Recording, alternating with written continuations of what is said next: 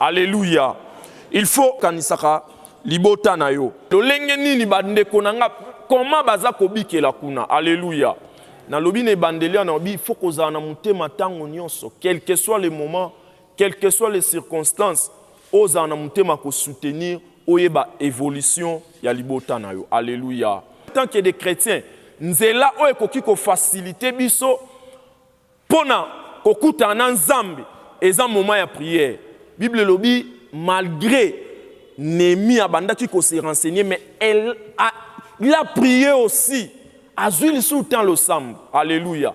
Kosala kamakambo te tolobaki yango lobi kosala kamakambo te sans que o consulte Nzambe na yo. Alléluia. C'est par là que okozwa faveur na Nzambe pour que Nzambe intervenir na kana yo. Alléluia. Yango tolobaki te Néhémie tangu asambeli Nzambe apesi ba directive. C'est par la prière que Nzambe akoki opesa ba directive. C'est par la prière que Nzamba koko ebiso ke salabo et salabo. Il faut ça état des lieux au tala, au mituna, naza wapi, na bandi wapi, nazo sala nini, et loko nini ezo marché te, au sala état des lieux na yo, ya vie na yo, au sala état des lieux pe, ya famille na yo. Famille na nga banda wapi. Est-ce que l'olenge te otambola bien? Est-ce que makambo ezo marché réellement na famille na biso? Après avoir constaté l'état des lieux, il faut chercher la faveur de Dieu. Na nyonso oyo biso ba chrétien, tozo sala, ou bien avant to sala, il faut chercher d'abord la faveur de Dieu. Chercher la faveur de Dieu. Bible lobi boy. Na Néhémie chapitre 2 verset 3. Néhémie azalaki na posa moko parce que akokai ko déplacer dans na maison na palais royal sans pour autant az autorisation à roi. Alléluia. Ba fonctionnaire au bazar ou bien ba to misala au bazar pour que kende mission quelque part, il faut mokonzi a signer décider. C'est ça la faveur de Dieu. Pas na biso lelo, les rois se représentent comme Dieu. Pour que marché, pour que to tambola, pour que vie na biso tambola. Nous avons besoin de la faveur de Dieu. Bien-aimé, au salama kambu mususu et resirate parce que okende ko lele pa bato. Parce que okenda ki ko senga avant oluka faveur en Nzambe na place oluka faveur en Nzambe. Yo kenda bi ate monoko nanga na ebinde ko moko boy. Azaka directeur de cabinet à Songolo. Naebi professeur moko, naebi assistant moko, soki na leke pa na ye, et pa na yende na kolonge, et pa na yende na ozwa musala. Au lieu que oluka faveur en Nzambe. Alléluia. Néhémie avait la faveur de Dieu. Vous ne pouvez rien faire sans chercher la faveur de Dieu. Soki osala likam, combien de temps Néhémie avait passé un moment dans la présence de Dieu. Pour qu'il y ait que okutana mokonzi. C'est ce moment-là de prière. Bien aimé, combien de temps oyo yo zwaka, ngana zwaka na présence en Nzambe. Ou bien moment na yo ya prière, ozwaka kaka ou osala kaka prière likolo. C'est pour cela ozo bénéficier na faveur en Nzambe te. Ce ko kotika na mozindo que avant na sala makambo na ngai, avant na kende ko sala, avant na lancer projet, je dois d'abord chercher la faveur de Dieu. Faveur de Dieu, Zanine. Volonté en Nzambe. Volonté en Nzambe, na bon moyen yo. Chercher la faveur de Dieu avant même de s'engager dans un projet moko songolo. Tozu exemple, il y a Joseph. Genèse chapitre 39, verset 2. Quand Dieu est avec toi, quand Dieu t'accompagne, donc tu as la faveur de Dieu. Et belé à bas projet aux salles, les simbate, parce que tu marches seul. O tambola yo moko. O senga volonté na Nzambe te. To benga mité biso ba oyo, étant que ba chrétien, to benga mité tonyo kwama, to benga mité tozala bato moko kaka ba mandian to basengaka mais to bengami Parce que la Bible dit, mes serviteurs prospérera. Alléluia. Mes serviteurs prospérera, il montera plus haut. L'Éternel fit avec lui et la prospérité l'accompagnait. Voilà la faveur de Dieu. Toyebi bien l'isolo à Joseph. Kuna nanda kwa Potiphar, Bible lobi, l'Éternel fit avec lui. Marcher avec Dieu, bien-aimé. Quand tu marches avec Dieu, donc tu as la faveur de Dieu avec toi. Nyonso ya yo eko simba. Au lieu d'aller chercher, noko anape sanga boye, na kende ko luka musala na kende ko sala boye, na kende ko luka bakot, tona sala boye. Cherchez d'abord la faveur de Dieu. Quand tu as la faveur de Dieu, mayele kozala kati na yo. Quand tu as la faveur de Dieu, ba porte ko fongwa maliboso na yo. Oko comprendre que oh, mais eloko ezalaka pasi kala. E bandaka ko simbate kala. Mais lelo na facilité mbala moko omoni ba porte fongole lio. Bien aimé, c'est à ce moment-là que tu comprendras que j'ai la faveur de Dieu en moi. Alléluia. Linga ozala ke okomi nesika moko songolo. Bato ba comprendre que moi na nzambe akomi. C'est ça la faveur de Dieu. Kozala porter malheur à libota na yote. Que yonde ndozana soko komi kaka place moko bato ba osala mombongo ou bien osangani kaka na mutu moko boye nyonso ya mutu ane bebi. Non, mais yozala ke tango nyonso okomi na libota na yo tango nyonso zo sala eloko moko songolo. Ou bien bato bazo comprendre mais pona nini bato mususu ba consacra biso ba ote. Mais les gens nous appellent à des fois pasteur, pasteur. Parce qu'ils ont compris que nous avons cette faveur-là de Dieu.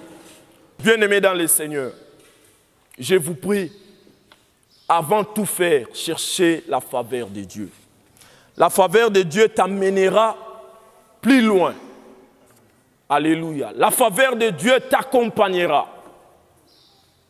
La faveur de Dieu t'ouvrira les portes. Oh, comprendre que porte